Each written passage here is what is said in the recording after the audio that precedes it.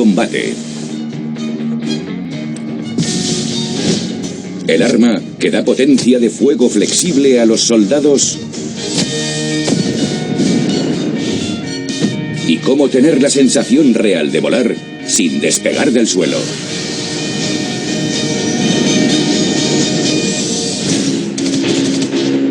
Fábrica de Combate se aleja del frente para entrar en fábricas ultrasecretas donde se construye el equipo para el combate. Fábrica de Combate. Arden, Carolina del Norte, Estados Unidos. Este paquete contiene toda la energía que necesita un soldado durante la batalla. La MRE, o ración lista para comer, es un menú individual a base de alimentos nutritivos que se distribuye a los soldados en el campo de operaciones y que se puede calentar en pocos minutos. Hace 100 años, la cena en las trincheras de la Primera Guerra Mundial no era tan apetitosa, debido al deficiente suministro de alimentos básicos y a la mala conservación de los mismos. Las tropas británicas subsistían a base de sopas aguadas hechas con carnes dudosas, de latas de carne en conserva y de un sustituto del pan hecho con nabos secos. También les daban latas de té mezclado con azúcar para enmascarar el mal sabor del agua que se transportaba en tanques de gasolina. Hoy en día todo aquello ha dado paso a las MRE, las raciones listas para comer. Las MRE se componen de un hornillo sin llama, la bolsa de agua y la bolsa de comida. Paso 1. La bolsa de comida.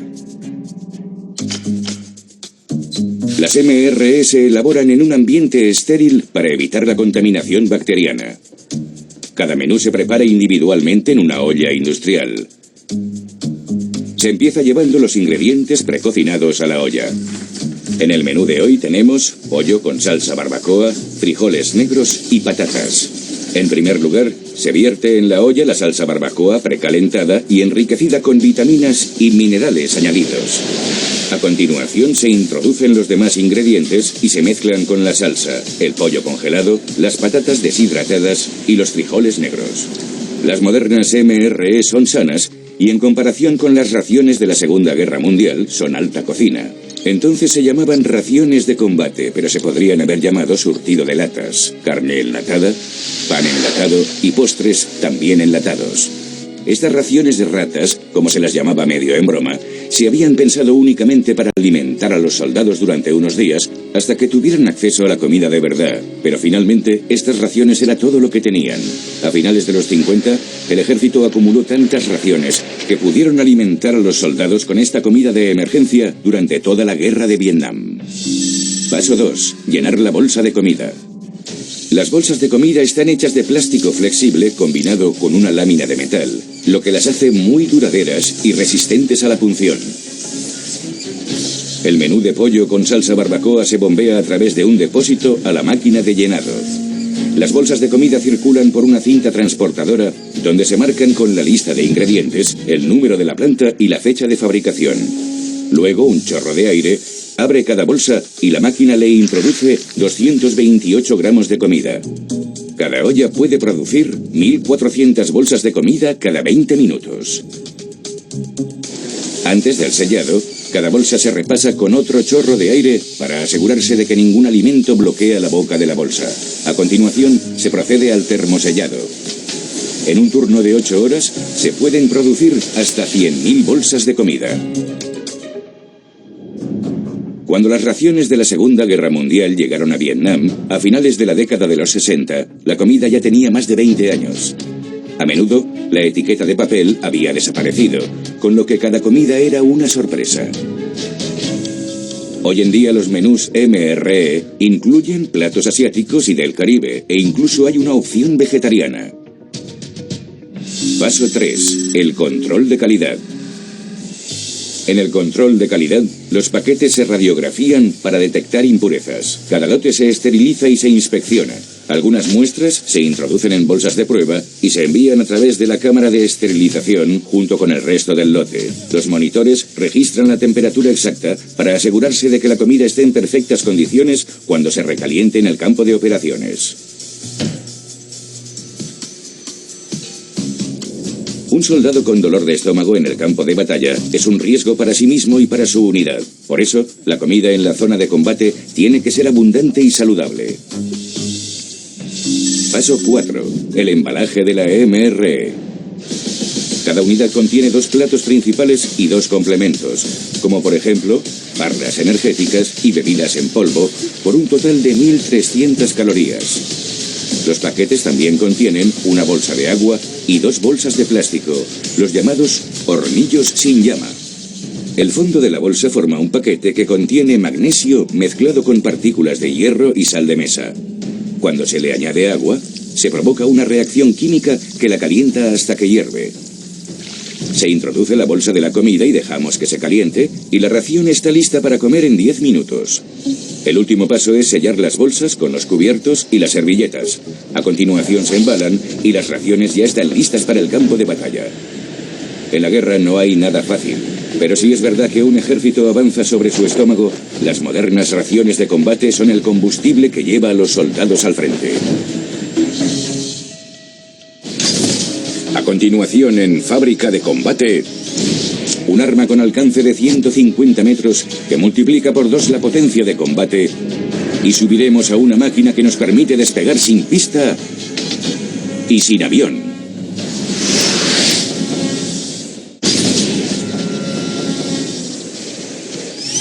Elk Grove Village, Illinois, Estados Unidos. Gracias a la tecnología más avanzada, estos inofensivos trozos de plástico se funden y se moldean para crear un arma complementaria que aumenta drásticamente la potencia de fuego en manos de un soldado. El lanzagranadas M203 es un lanzagranadas monotiro que se acopla bajo el cañón de un fusil. En la Primera Guerra Mundial, los lanzagranadas eran los propios soldados de infantería que activaban y lanzaban estas minibombas desde las trincheras. Podían lanzar una granada a 15 metros con bastante precisión, pero se tenían que agachar para ponerse a cubierto y evitar la metralla de la explosión. Las catapultas de granadas de las trincheras fueron el primer intento de solución. Podían enviar granadas hasta unos 200 metros, pero eran poco precisas. Con la versión actual se obtiene tanto el alcance como la precisión. El lanzagranadas M203 se compone del cañón, el guardamanos y el receptor. Paso 1. El receptor. El receptor contiene los mecanismos de disparo, alberga el cañón y conecta el lanzagranadas al fusil. Al principio es un bloque de aluminio obtenido con un corte de precisión en una fresadora con control numérico por ordenador. Una vez cortado, la sonda calcula las medidas exactas para que cada dimensión se ajuste a las especificaciones. Originalmente se diseñó para encajar en el fusil M16, pero actualmente es compatible con muchos otros modelos. Una vez ha pasado la inspección, se le graba un número de serie y un código de registro para los controles de seguridad y calidad. A continuación, el receptor se anodiza. El aluminio se sumerge en un baño de ácido por donde se pasa una corriente eléctrica, lo que altera las propiedades de la superficie del metal y lo hace más duro y más resistente a la oxidación. Una vez tratado, se añaden las partes móviles al receptor. En primer lugar, el pestillo, que sujeta el receptor al cañón. Después se coloca el tope del cañón para evitar que éste se deslice fuera del receptor cuando se carga y se amartilla. A continuación viene el mecanismo de disparo. El percutor y la palanca de armado se insertan en el receptor y se mantienen en su lugar con un perno de sujeción. Se instala el seguro, el gatillo y el guardagatillo y el receptor ya está acabado. La Segunda Guerra Mundial vio nacer el fusil lanzagranadas, que funcionaba como un mortero, con un alcance de 140 metros. La parte inferior de la granada tenía un tubo que se insertaba en el cañón de un fusil estándar. Este lanzador dañaba el fusil y perjudicaba su funcionamiento. Hoy en día los lanzagranadas no dañan el cañón, ya que se insertan debajo de este y convierten el rifle en un arma de doble función. Con la granada de mano, en cuanto le quitábamos el pasador, teníamos 4 segundos para lanzarla y correr. Con el lanzagranadas moderno, la activación y el detonado de la carga funcionan de otra manera. Cuando se lanza la granada, La fuerza centrífuga del proyectil activa el detonador. Cuando la granada da en el blanco, el percutor golpea la tapa activadora, lo que desencadena una ignición y la granada explota al contacto. Paso 2. El guardamanos. El guardamanos es una funda de plástico moldeado que se desliza sobre el cañón para facilitar la carga y para proteger al operador de las quemaduras. El guardamanos está hecho mediante moldeo por inyección. Los gránulos de plástico se aspiran en la tolva de alimentación, se canalizan a la máquina de moldeo y se inyectan en el molde. La combinación de calor y fricción funden el plástico. Cuando el plástico se vuelve a endurecer, el molde se abre y expulsa el guardamanos.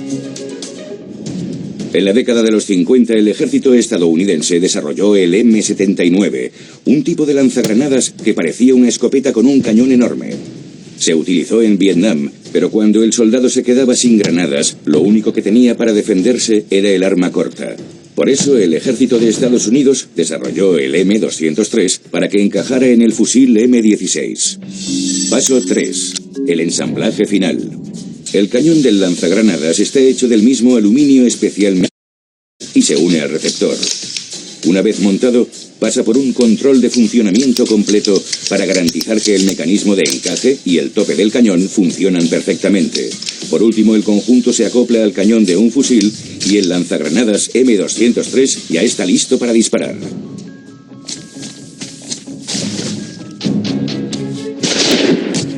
Con el M203, el soldado puede cambiar de arma en cuestión de segundos y atacar objetivos que no se pueden alcanzar con fuego directo. Así, un simple fusil de asalto se convierte en un arsenal. A continuación, en Fábrica de Combate, el único avión que puedes estrellar y después reiniciar.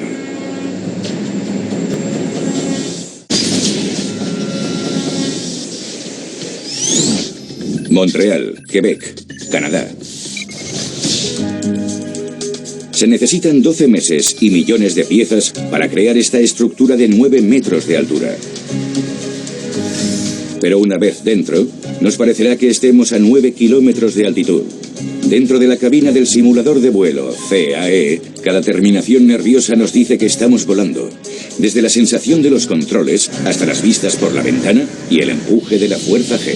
En el ejército, cuando un piloto de caza se sube a la cabina de un avión, ya ha pasado muchas horas de vuelo en un simulador sin tener que despegar del suelo. No siempre fue así. Antes de la llegada del simulador de vuelo, el aprendizaje de un piloto de combate era de hecho más peligroso que volar en misiones de combate. En la Primera Guerra Mundial, por cada aviador muerto en batalla, morían 2 cadetes durante los entrenamientos. Cada simulador cuesta millones de dólares, pero es un dinero muy bien invertido. El simulador de vuelo, CAE, está formado por el control de movimiento, la plataforma, la carcasa exterior y los controles de vuelo. Paso 1. La construcción de la unidad de control de vuelo de la cabina. La unidad de control de vuelo constituye la parte inferior de la cabina y alberga los mecanismos que controlan los movimientos de vuelo que hace el simulador, como el empuje, la elevación y la inclinación. La unidad de control de vuelo y sus múltiples mecanismos son de aluminio fresado. Las piezas son todas modulares y encajan como un complejo rompecabezas. Después se conectan a los controles manuales en el panel de control, la palanca de control lateral y el panel superior. Se construyen con una resistencia incorporada para simular la sensación auténtica que experimenta un piloto al manejar los mandos de la aeronave. Y cada simulador está hecho a medida para replicar un modelo específico de avión, desde aviones comerciales de pasajeros hasta aviones militares de combate.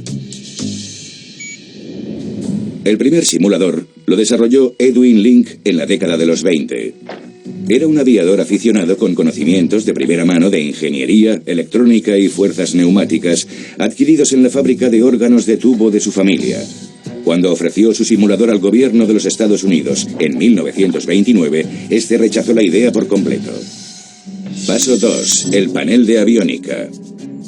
El panel de aviónica contiene los botones, las pantallas y los paneles de instrumentos que controlan los motores y los sistemas de navegación. Y cada modelo de aeronave es diferente y vuela de manera diferente. Por eso el panel de aviónica de cada simulador es una copia a medida del avión que está destinado a replicar. Los botones, los pomos y las manillas se generan con impresoras 3D que nos aseguran que la interfaz del simulador se vea, se sienta y funcione exactamente igual que el modelo de avión que el aspirante a piloto pilotará en el mundo real. Más de 30 kilómetros de cable se cortan, se identifican y se insertan en el panel. Este cableado tan complicado requiere cientos de horas de trabajo. Cualquier error podría provocar un cortocircuito en el panel. A continuación se ensamblan los cerebros de la cabina, las placas de circuitos impresos. Un robot programado especialmente coge los diminutos componentes y los inserta en las ranuras de las placas. Después se hacen pasar por un horno y los circuitos impresos se fusionan sobre el panel. En cada simulador hay cientos de circuitos impresos que realizan miles de operaciones por segundo. Hoy en día los simuladores de vuelo son la primera opción para la formación de pilotos comerciales y militares, pero todo empezó a partir de una lección dura y trágica. En 1934, Franklin D. Roosevelt reclutó a la Fuerza Aérea de Estados Unidos para repartir el correo aéreo por todo el país. Con un tipo de avión que se había utilizado en la Primera Guerra Mundial, a los pilotos se les había encomendado una misión civil, muy diferente de su experiencia durante la guerra. Tenían que enfrentarse a tormentas y a pistas de aterrizaje desconocidas. Fue un desastre. Solo durante los primeros meses del programa hubo 66 accidentes. Y cuando la nación entera alzó la voz ante esta tragedia, Roosevelt se dio cuenta de que tenía que hacer algo al respecto. A continuación, en Fábrica de Combate, el presidente Roosevelt busca ayuda en el lugar más insospechado.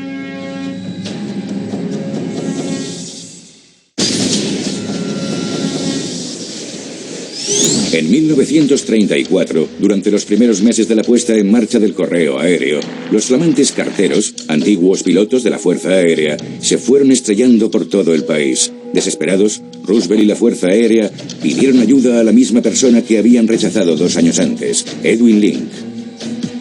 Inmediatamente le encargaron 6 simuladores de vuelo. Cuando estalló la Segunda Guerra Mundial, ya había 10.000 simuladores de vuelo en servicio. Paso 3. El módulo de la cabina.